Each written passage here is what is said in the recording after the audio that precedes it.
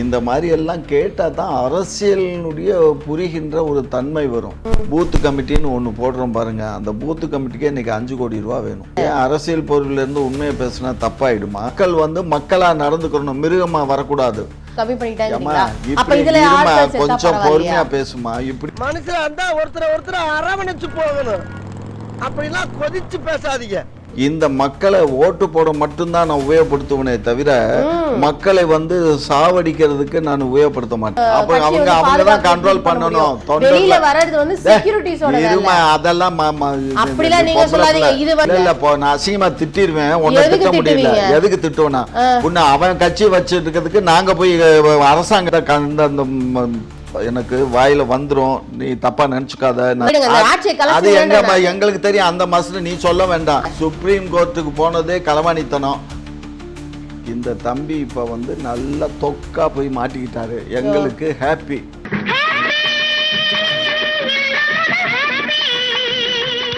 எதுக்கு மறுக்கணும்? நான் நாயுடு தான், என் ஜாதியை சொல்றதுல எனக்கு பெருமை தான். புரிஞ்சுக்கோங்க, இந்த விஜய் இல்ல இன்னொரு 1000 விஜய் வந்தாலும் நாங்க பயப்பட மாட்டோம்.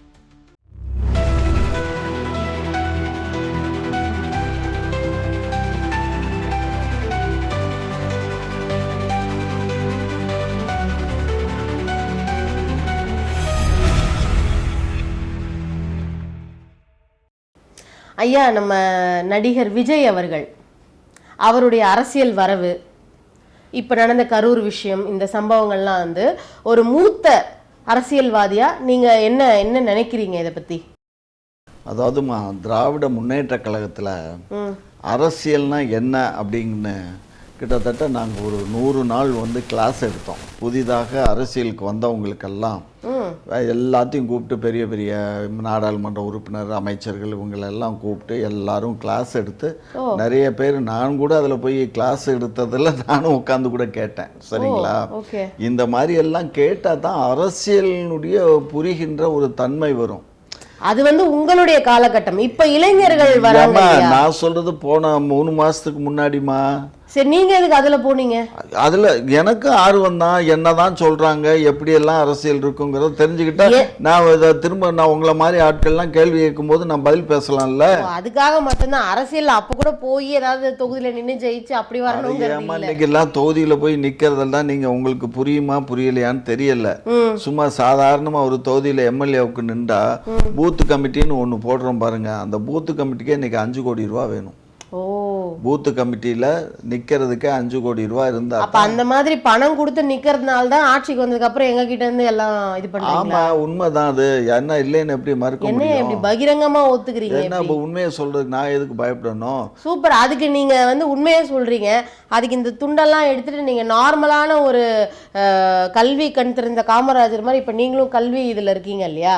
அப்ப நீங்க அந்த மாதிரி சாதாரண மனுஷனாவே நீங்க பேசிட்டு போயிடலாமே. ஏன் அரசியல் போர்வையில இருந்து ஏன் பேசுறீங்க? அரசியல் போர்வையில இருந்து உண்மையை பேசினா தப்பாயிடுமா? உண்மையை பேசுங்க. அப்ப நீங்க இருக்கிற கட்சியை பத்தியே பேசுறீங்களே, அப்ப அது தவறானது இல்லையா? இருந்த கட்சியை பத்தி பேசலையே, நான் ஜெனரலா தான் சொன்னேன். ஜெனரல்ல உங்க கட்சியும் வருது இல்லையா? நான் வந்து ஜெனரலா இன்றைக்கு ஒரு பூத்து கமிட்டிக்கு, இன்னைக்கு இல்ல, நான் வந்து பூத்து கமிட்டியில ஏஜெண்டா இருந்த காலத்திலேயே எனக்கே வந்து என்ன பண்ணுவாங்க, ஒரு 100 ரூபாய் கொடுப்பாங்க. 5 ரூபாய்க்கு வாங்கின காலம் உண்டு. அதுக்கப்புறம் 10 ரூபா கொடுப்பாங்க. அதுக்கப்புறம் எதுக்குன்னா சேலஞ்சு பண்றதுக்குன்னு கொடுப்பாங்க. இவருக்கு இந்த தொகுதியில ஓட்டு இல்லை, இவர் வேற இங்க வந்து கள்ள ஓட்டு போட வந்திருக்காரு அப்படின்னா நம்ம பணத்தை கட்டி தான் அதை சேலஞ்சு பண்ணணும். அந்த காலத்துல ஒரு 5 ரூபா 10 ரூபா கட்டணும். கட்டி சேலஞ்சு பண்ணோம்னா அவங்கள வந்து நிப்பாட்டிடுவாங்க ஓட்டு போடுறத. அதுக்கப்புறம் வெரிஃபை பண்ணி தான் ஓட்டு போட விடுவாங்க. அந்த மாதிரி காலகட்டங்கள்லாம் இருந்தது. அப்போ 5 ரூபா 10 ரூபா காலம். அதுக்கப்புறம் 100 ரூபாய் 150 ரூபா ஆச்சு, 300 ரூபா 400 ரூபா 500 ரூபா 1000 ரூபா ஆச்சு. அதுக்கப்புறம் 5000 10,000 ஆயிடுச்சு. ஸோ இந்த பூத்து கமிட்டிக்கு வந்து எல்லாருமே கிளாஸ் எடுக்கிறேன்பாங்க. இந்த மாதிரி எல்லாம் சில விஷயங்கள்லாம் அவங்களுக்கு சொல்லி கொடுப்பாங்க. எப்படி கள்ள ஓட்டு போட வர்றவங்களை பிடிக்கணும், எந்த மாதிரி பண்ணணுங்கிறதெல்லாம் அவங்களுக்கு எடுப்பாங்க. அவங்க இதுக்குன்னு கிட்டத்தட்ட ஒரு 2 மாதம் 3 மாதம் மெனக்கடணும். 2வது வாக்காளர் ஜாபிதாவை வச்சுக்கிட்டு யாரெல்லாம் இந்த தெருவில் வாக்காளர்களா இருக்காங்கன்னு செக் பண்ணணும். வேலை இருக்குல்ல. இப்போ நான் வந்து கேட்டது விஜய் அவர்களை பத்தி, அவருடைய அரசியல் வருகை, அதை நீங்க என்ன நினைக்கிறீங்கன்றீங்க. அது தவிர இப்ப நீங்க பிற்காலத்துக்கு போயிட்டீங்க, இப்போதைக்கு வாங்க. இப்போ இந்த கிளாஸ்க்கு போனீங்க, ஓகே. இப்ப என்ன சொல்ல வரீங்க? அவரும் அந்த மாதிரி கத்துக்கிட்டு வரணும் அப்படின்னு சொல்ல வரீங்களா? ஆமாடாமா, நீங்க இப்போ ஒன்றும் இல்லை, நீங்கள் திடீர்னு ஒரு அரசியலில் வந்துட்டீங்கன்னு வச்சுக்கோங்க, உங்கள் பாப்புலாரிட்டியை மாத்திரம் வச்சுட்டு வர்றீங்கன்னு வச்சுக்கோங்க, அது வந்து எப்படின்னு கேட்டிங்கன்னா சறுக்கிடும். இப்போ சறுக்கிடுச்சுல அவருக்கு. என்ன சறுக்குச்சு? என்ன சறுக்குச்சு? இப்போ கரூர் சமாச்சாரம் சர்க்கிள் தான் அது. நீங்கள் வந்து அது எப்படி விஜய் அவர்களுக்கு சர்க்கிள்னு சொல்ல முடியாது ஐயா. ஒரு பக்கம் சறுக்கி இருந்தாலும் பெரிய தவறு யாரு பக்கம் அப்படின்றது பார்த்தீங்கன்னா நம்ம ஆளுங்கட்சியினுடையது. பாதுகாப்பு வந்து கரெக்டான முறையில பாதுகாப்புன்னா அங்க என்ன ஆறு ஓடிட்டு இருந்துச்சு, எல்லாம் ஆத்துல போய் கூச்சாங்க, நாங்க கையை பிடிச்சி இழுக்காம விட்டுட்டோம். சும்மா இந்த மாதிரி கதை வெட்டி கதையெல்லாம் பேசி வெட்டி கதை இல்லையா. இப்போ சமீபத்துல வந்து சென்னையில வந்து பாத்தீங்கன்னா ஒரு பிரபல ரவுடி அவர்கள் வந்து இறந்து போயிட்டாரு. அதுக்கு நீங்க 1000 2000 3000 போலீஸை பாதுகாக்க அனுப்புறீங்க. அதாவது இறந்தவங்க அந்த துக்கத்துக்கு வந்தவங்களே 2000 பேர் தான். ஆனா போலீஸ் பாத்தீங்கன்னா 3000 4000 பேர் இருக்காங்க. அங்க வந்து நீங்க சொன்ன மாதிரி ஒரு நடிகர் அவர் வந்து இப்போதைக்கு பிரபலமா இருக்கக்கூடிய ஒரு பெரிய உச்ச நடிகர் அவர் வராருன்னும் போது நீங்க எப்பேற்பட்ட கிரௌடை நீங்க வந்து பேஸ் பண்ணி நீங்க வந்து பாதுகாப்பை வந்து அதிகரிச்சிருக்கணும். அது உங்களுடைய பொறுப்பு தானே. இது வந்து நாங்க எதுக்கு எதிர்பார்த்தோம்னா, அவர் வந்து ஒரு ரவுடி மட்டும் இல்ல, ஒரு கம்யூனிட்டியை சேர்ந்தவர், எஸ்சி கம்யூனிட்டி. சொல்றதை கேளுமா, ஜாதி இல்லைன்னு சொன்னா அவருக்கு வந்து அவ்வளவு கூட்டம் போலீஸ் வந்து அவர் ஜாதி பத்தி எந்த இதுலயுமே இல்லையா. அவர் பிரபல ரவுடின்னு சொல்லிதான் வந்து இதுவே பண்றாங்க. அவர் ஜாதிக்குள்ள இருக்கிறதுனாலதான் அந்த ஜாதியை சேர்ந்தவர் தான். சரி, அதே இருந்து ரெண்டாவது வந்து இப்ப வட சென்னையில யார ஏற்கனவே அவர் கொண்டாங்கல்ல, அவர் இல்ல, இவர் தான் ஃபர்ஸ்ட் அக்யூஸ்டா இருக்காரு. சரியா, ஃபர்ஸ்ட் அக்யூஸ்ட். ரெண்டாவது ஒரே கம்யூனிட்டி. சரி, சோ அப்படி வரும்போது கம்யூனல் கிளாஸ் வந்துட கூடாதுங்கிறதுக்காக தான் இந்த ஏற்பாடு. சரி, இந்த ஏற்பாடு நீங்க அப்போ கம்யூனிட்டி கிளாஷ் வந்து யாரும் எதுவும் பண்ணிட கூடாதுங்கிறதுக்கு ஒரு 3000 போலீஸ குவிக்கிற நீங்க, 5000 10,000 அப்ப அதுக்கு குவிக்கிற நீங்க ஏன் ஒரு உச்ச நடிகர் வந்து அரசியலுக்கு வந்துட்டாரு, அவர் இன்னும் பிரபலமாயிட கூடாது, அவர் பெரிய அளவுல வந்துட கூடாதுன்றதுக்காக நீங்க கம்மி பண்ணிட்டாங்க. அப்ப இதுல கொஞ்சம் பொறுமையா பேசுமா. இப்படி ஒவ்வொருத்தருக்கும் 5000 பேர் 10,000 பேர், இது வந்து ஒரு இன்சிடென்ட் நடந்துடக்கூடாதுன்னு தடுக்கணுங்கிறதுக்காக நிப்பாட்டுறது. இவர் தேர்தல் பிரச்சாரம் தமிழ்நாடு பூரா இவர் சுத்திக்கிட்டு இருக்கிறதுக்கு பூரா இவர் பின்னாடி ஒரு 5000 போலீஸ் போயிட்டே இருப்பாங்களா? அப்படி எல்லாம் இல்ல, அது சட்டம் இல்ல. புரிஞ்சுக்கோங்க. மக்களுக்கு வந்து பாதுகாப்பு கொடுக்கல. மக்களுக்கு பாதுகாப்பு கொடுப்போம். எப்படி கொடுப்போம்னா, மக்கள் வந்து மக்களா நடந்துக்கணும், மிருகமா வரக்கூடாது. இந்த அன்றைக்கு கூட்டத்தில் அவன் 12 மணிக்கு வர்றேன்னு டைம் வந்து 3 to 10 3 to 10 டயத்தை வாங்கிட்டு 12 மணிக்கு வரேன்னு சொல்லி பிரச்சாரம் பண்ணி எல்லா மக்களையும் 8 மணி 9 மணிக்கே சாப்பிடாம எல்லாம் ஓடியாந்துடுறாங்க. ஐயா 12 மணிக்கு வர்றதா இருந்தது, அவர் 7 மணிக்கு வந்தாரு. நீங்க எத்தனை மணி நேரம் இருக்கு இடையில? எத்தனை மணி நேரம்? இப்ப நீங்க ஒரு 10 மணியா கூட வச்சுக்கோங்க. 12 மணின்னு சொன்னது 7 மணிக்கு வந்தோம். ஆமா ஐயா, இல்லன்னு சொல்லல. 7 மணிக்குங்கிறத விடுங்க, 10 மணின்னு வச்சுக்கோங்க. 10 to 7 வரலையும் எத்தனை அவர் ஆகுது? இத்தனை அவர் நீங்க நட்டமா நிக்கிறீங்க, வெயில் அடிக்குது, தண்ணி குடிக்கல, சாப்பாடு இல்ல, எப்படி இருப்பீங்க மக்கள்? அதெல்லாம் ஒரு தலைவனுக்கு ஒரு அரசியல் ஞானம் இருந்திருந்தா, அரசியல் தெரிஞ்சிருந்தா அவன் வந்து இதெல்லாம் கரெக்டா அரசியல் தெரிஞ்சிருக்கணும்னு சம்பந்தம். அம்மா இல்லம்மா, அரசியல் தெரிஞ்சிருக்கணும். இது அறவேக்காடுத்தனமா இருந்ததுனால தெரிஞ்சவங்க எல்லாம் என்ன சாதிச்சிட்டாங்கன்னு நீங்க நினைக்கிறீங்க? நீங்க இப்ப இவ்வளவு நேரம் என்கிட்ட இவ்வளவு இன்ஃபர்மேஷனா எனக்கு சொன்னீங்க.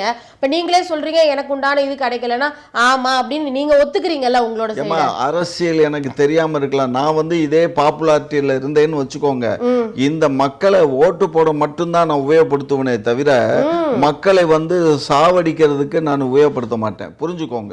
யாரும் வந்து சாகடிக்கணும்ங்கிறது யாரோட நோக்கமும் இல்ல ஐயா. இது வந்து இங்க பாருங்க, இது வந்து இது வாதத்துக்கு சரியில்லை. என்னன்னா யாரோட நோக்கமே வந்து பொதுமக்களை சாகடிச்சு உள்ள வரணும் யாரும் நினைக்க மாட்டாங்க. 8:30 மணிக்கு வந்து இதுல வரேன்னு சொல்லி நாமக்கலுக்கு வரேன்னு சொல்லி இருக்கீங்க. 8:30 மணிக்கு வரேன்னு சொல்லிவிட்டு சென்னையில இருந்து எத்தனை மணிக்கு கிளம்புறீங்க? 8:45 வண்டியே ஃப்ளைட் 8:45. அங்க திருச்சிக்கு எப்ப போகும்? நேரமின்மை அப்படிங்கிறது கூட காரணமா இருக்கலாம். இங்க பாருமா, ஒரு விஷயம் புரிஞ்சுக்கோ. இவர் வீட்டுல இருந்து கிளம்புனது 8:30 மணிக்கு அங்க நாமக்கல் சொல்லிட்டு வீட்டுல இருந்து கிளம்புனது 8:45. அங்க இருந்து ஏர்போர்ட் வர்றதுக்கு 40 மினிட்ஸ் ஆயிருக்கு. அந்த 40 மினிட்ஸ் கூட 8:45 சேர்த்துக்கோங்க. அதுக்கப்புறம் விமானம் இங்க இருந்து அங்க ஒரு 1 hour வச்சுக்கோங்க. அப்ப எத்தனை மணி ஆயிடுச்சு? அங்கே 10:30 ஆயிடுச்சு. 10:30 ஆயிடுச்சு. இவர் வர 11 அங்கிருந்து திரும்ப அந்த ஸ்பாட்டுக்கு போறதுக்கு 1 hour. அப்ப எவ்வளவு ஆச்சு? அங்க அவர் எத்தனை மணிக்கு வரேன்னு சொன்னார்? 8:30 மணிக்கு வரேன்னு அவரு அங்க போனதே 11:60 தான் போயிருக்காரு. 11:30 போனவர் அங்க 2 இடத்துல பேசுறாருன்னு வச்சுக்கோங்க. பேசி முடிச்சிட்டு இவர் நேரடியா இங்க வந்திருந்தாருன்னா இந்த பிரச்சனையே இல்ல. புரிஞ்சதா? இவர் அதை முடிச்ச உடனே வண்டியை வந்து அப்படியே உருட்டிக்கிட்டே வர்றாங்க. ஏன் உருட்டிக்கிட்டு வராங்க? மக்களோட பாதுகாப்பை கருதி எல்லாரும் சூழ்ந்து நிக்கிறாங்க, பொறுமையா வராங்க. இத வந்து அந்த கட்சியினுடைய தலைவர் தான் கட்டுப்பாட்டுல வச்சிருக்கணுமே தவிர இது என்னையா நியாயமா? எல்லா கட்சியிலயும் அப்படித்தாம்மா. அவங்க எப்படி அவங்களோட இதுவ வந்து அவங்க தான் கண்ட்ரோல் பண்ணணும். வெளியில வர்றது வந்து செக்யூரிட்டிஸோட வேலை. அதெல்லாம் அப்படிலாம் நீங்க சொல்லாதீங்க. இது வந்து அப்படி இல்ல, பொம்பளை புள்ள ஆம்பளை புள்ள என்ன இருக்கு? இல்ல நான் அசிங்கமா திட்டிடுவேன். ஒன்ன திட்ட முடியல. எதுக்கு திட்டுவனா? உன்ன அவன் கட்சி வச்சிருக்கிறதுக்கு நாங்க போய் அரசாங்க காசு ஐயா, நீங்க தான் ஆளுங்கட்சி, பின்ன நீங்க தான் வைக்கணும். யார் கட்சி வச்சாலும் நீங்க தான் ஐயா வைக்கணும். ஆளுங்கட்சி வந்து இவன் அந்த இடத்துல ஸ்பாட்ல பேசி முடிச்ச உடனே விருட்டுனா அங்க பஸ் எடுத்துட்டு அங்க போயிருக்கணும். 12 மணிக்கு வரேன்னு சொன்ன இல்ல, நீ இங்க வந்ததே 11 மணி, இங்க பேசி முடிச்சதே 4 மணி. 4 மணிக்கு அப்புறம் அங்க இருந்து கிளம்பி உருட்டிக்கிட்டே போற. இங்க பின்னாடி எவனையும் வரக்கூடாதுன்னு நாங்க தான் சொல்லி இருக்கோமே. பின்னாடி எந்த வண்டியும் வரக்கூடாது. பாதுகாப்பு கொடுக்கணும். உங்ககிட்ட முறையா பர்மிஷன் வாங்கி கவர்மெண்ட்ல பர்மிஷன் வாங்கி தான் நாங்க 2 இடத்துல மீட்டிங் போடுறாங்க. அப்ப முறையான பாதுகாப்பு நீங்க தானே? முறையான பாதுகாப்பு இவனுக்கு தான் பாதுகாப்பு. அங்க மக்களுக்கு நாங்க பாதுகாப்பு இல்ல. அவன் கட்சியில ஆளுங்கட்சியில இருந்துட்டு மக்களுக்கு நாங்க பாதுகாப்பு இல்ல. என்ன நியாயம் இது? எனக்கு வாயில வந்துரும், நீ தப்பா நினைச்சுக்காத. நான் நினைப்பேன் நீங்க எப்படி தப்பா பேசுறீங்க. நான் எப்படி பேசுறேன்? அப்புறம் என்ன மஸ்துக்கு நாங்க வந்து பாதுகாப்பு கொடுக்கணும்? நீதிமன்றம் என்ன சொல்லுச்சு? அப்ப ரிசைன் பண்ணிட்டு போயிடுங்க.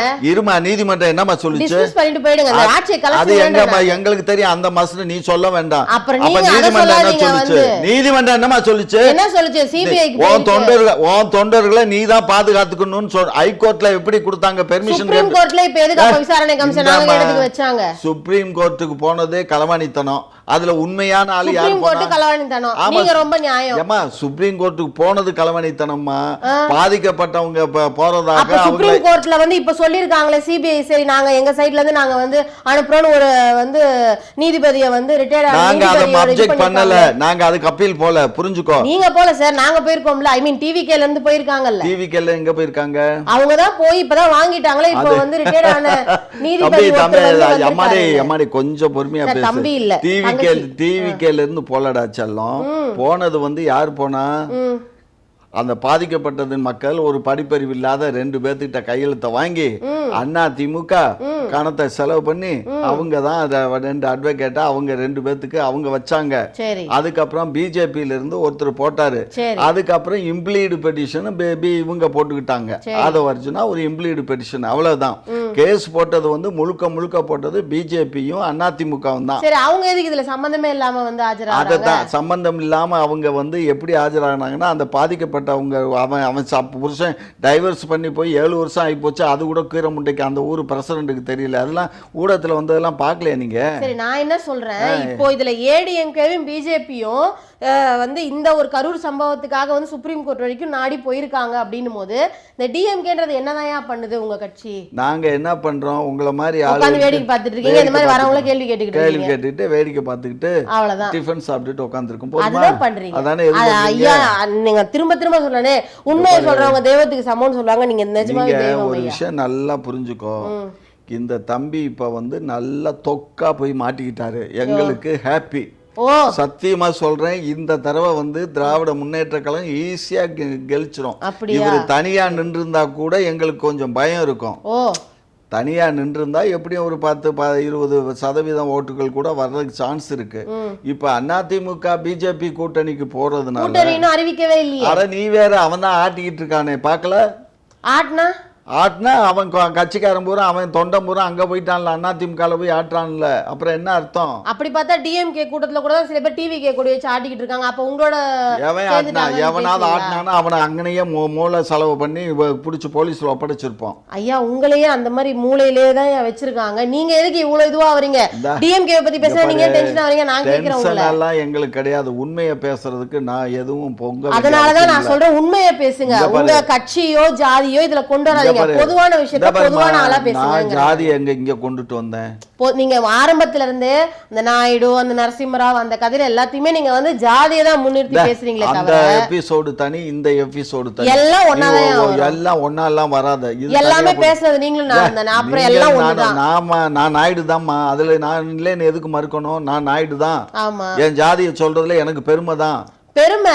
அது பொது வாழ்க்கையில ஏன் அதை யூஸ் பண்றீங்க? பொது வாழ்க்கையில என்ன பொது வாழ்க்கை? நான் என்ன சீஃப் மினிஸ்டர்? நீங்க கல்யாண பத்திரிக்கை அடிக்கிறீங்களா, அதுல போட்டுக்கோங்க காமாட்சி நாயுடுன்னு போட்டுக்கோங்க. இருமா, நான் கம்யூனிட்டி சர்டிபிகேட்ல காமாட்சி நாயுடுன்னு போட்டுக்கோங்க. நான் பொது வாழ்க்கைனா நான் என்ன சீஃப் மினிஸ்டரா இருக்கேனா இல்ல கவர்னரா இருக்கேனா இல்ல அதான் பிரசிடென்டா கேக்குறேன். இந்த இருக்கேனா? மாதிரி எதுவுமே இல்லையே. நீங்க ஏன் சாதாரண ஒரு மனுஷனா ஏன் நீங்க வந்து பொதுவா ஏன் பேசக்கூடாது? ஏன் ஒருத்தருக்கு ஆப்போசிட்டா பேசுறீங்க? ஏன் ஒருத்தர் எதிரியா ஏன் பேசுறீங்க? அப்படி இல்ல, எந்த யாரா இருந்தாலும் யாரு அரசியல்ல வந்து நாகரிகம்ங்கிறது ஒண்ணு இருக்கு. ஆமா, அரசியல் நாகரிகம், எந்த அரசியல் எப்படி பண்ணணும் ஏது பண்ணணும்ங்கிறது இருந்தது. இன்றைக்கு பாரதிய ஜனதா கட்சி என்ன எதிர்பார்த்துச்சோ அது நடந்து முடிஞ்சிருச்சு. ஓகே, அப்படி சரியா? அவங்க எப்படியாவது இவரை வச்சுக்கிட்டு இப்ப காய் உருட்டுவாங்க. நீங்க இன்னைக்கு பேசுறீங்க. சரி, இப்ப மொத்தத்துல விஜய் அவர்களை பார்த்து நீங்க பயப்படுறீங்களா? ஆமாவா இல்லையா? உண்மையை சொல்லுங்க. ஏன்னா நீங்க ஆரம்பத்துல இருந்து நிறைய உண்மையை பேசிட்டு நீங்க இருக்கீங்க. ஒரு விஷயம் புரிஞ்சுக்கோங்க, இந்த விஜய் இல்ல இன்னொரு 1000 விஜய் வந்தாலும் நாங்க பயப்பட மாட்டோம். சரி, முதல்ல ஐயா இந்த விஜய்க்கு இவருக்கு முதல்ல பதில் சொல்லுங்க. 1000 மத்த இவர் தனிச்சு நின்று இருந்தாருன்னா கொஞ்சம் எங்களுக்கு ஒரு ஜர்க்கு வந்திருக்கும். சரி, அவர் தனிச்சு தானே முதல்ல வந்தாரு. இப்பவும் அவர் தனிச்சு தானே நிக்கிறாரு. தனிச்சு எங்க நிக்கிறாரு? வேற என்னது? எதெல்லாம் கையெழுத்து போட்டது நீங்க தான் ரகசியமா பாத்துட்டீங்களா? இப்ப இல்லடா கண்ணா, இப்ப இல்லடா. வேற எப்போ எலெக்ஷன்ல நான் இப்ப சொல்றேன் கேட்டுக்கோங்க. திமுக எங்க கூட்டணியோட நிக்கும். திமுக உங்க கூட்டணி. ஓகே. அண்ணா திமுக பாரதிய ஜனதா கட்சியோடையும் இவரோடையும் யாரோட விஜயோடையும் அதையோட நம்ம கேப்டன் கட்சியோடையும் சரிங்களா? அதே மாதிரி நம்ம ஐயா இருக்காருல்ல பாட்டாளி மக்கள் கட்சியினுடைய ராமதாஸ் ஐயா இல்ல அன்புமணி ராமதாஸ், இவங்க இது ஒரு கூட்டணி அமையும். சரி, இப்ப நீங்க முன்னாடியே எப்படி இதெல்லாம் இப்படிதான்ட்டு வந்து எங்களுக்கு இன்ஃபர்மேட்டிவா சொல்றீங்களா? கண்டிப்பா அதுதான் ஒரு மூத்த அரசியல்வாதியினுடைய கணிப்பு. இதுல மாறவே மாறாது. வேணும் மாறிடுச்சுன்னு வச்சுக்கோ, நீ அன்றைக்கு வந்து என்ன வேணாலும் நீ கேளு, நான் உனக்கு கட்டுப்பட்டுறேன், என்ன வேணாலும் தரேன். நான் இத நல்லா ஞாபகம் வச்சுக்கோங்க. இது வந்து ரெக்கார்டிங்ல இருக்கு. நான் கண்டிப்பா நான் மறுபடியும் வருவேன் உங்களை சந்திக்கிறதுக்கு. கண்டிப்பா அதுதான் அமையும். அதுல ஒண்ணும் அதாவது தேர்தல் அறிவிக்கிறாங்க தெரியுமா? இன்னாருடைய கூட்டணியிட வந்து தேர்தல் அறிவிக்கிறாங்கல்ல, அப்ப நான் உங்களை மீண்டும் வந்து சந்திக்கிறேன். ரொம்ப நன்றி. நன்றி.